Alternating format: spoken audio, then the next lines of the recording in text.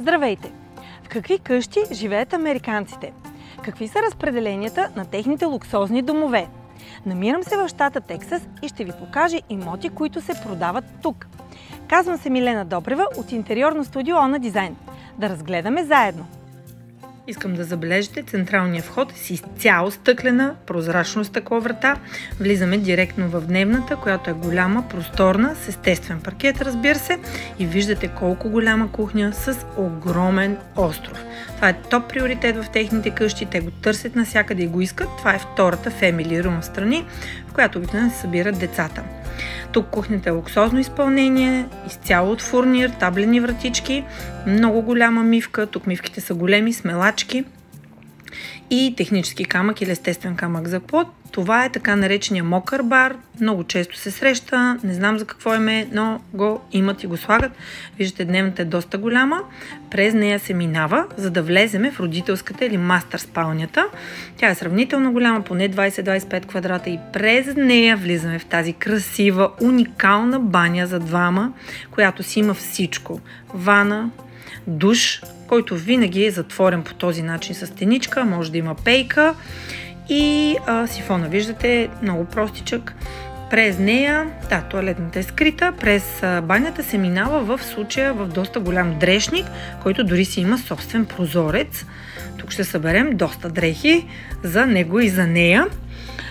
Връщаме се обратно, за да погледнем отново. Минаваме през хубавата голяма баня. В България има спални, които са по-малки от тази баня. И през спалнята отиваме в хола отново. Тук се качваме към втория етаж. Стъпалата са изцяло спълнени отново от трислойния паркет.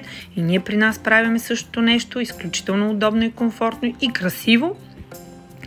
На втория етаж обикновено са поне 3 спални, 2 детски и една гостна. В случая ви показвам нещо много интересно. Това е shared bathroom или споделена баня. Влиза се от 2 места и ние ползваме такава. Е много важно да не забравите да отключите втората врата, когато напускате банята. Но тук това е често срещано решение, което пести пространство и брой бани, разбира се. Това е другата баня към спалнята. Към една от спалните на втория етаж, отново отделена душ зона. Вижте детайла, искам да забележите, и ние правим същия при нас, при смяна на настилките с обърната ивица. А това пък е тоалетната на първия етаж, която може да видите с красив шкаф, разбира се, отново плот от камък. Много красив обков, тук имат изключително интересни и ползват злато доста, злато и черно. А на пода целият под е дърво, паркет и явно нямат никакъв проблем с поддръжката, защото много често нашите клиенти ни питат за това. Терасата е с барбекю и излизаме в голям просторен двор. Голям двор. Разбира се, окосен. Тук винаги всичко окосено и подредено. Няма как да си купите къща и да не поддържате двора си. Това е недопустимо. Имаме 3 закрити гаража. Тук това е нормата. 2 се считат за малко, дори за луксозните имоти са 4. И няколко кадъра от добре поддържания квартал, колко е красив и приятен за разходка в прохладно време.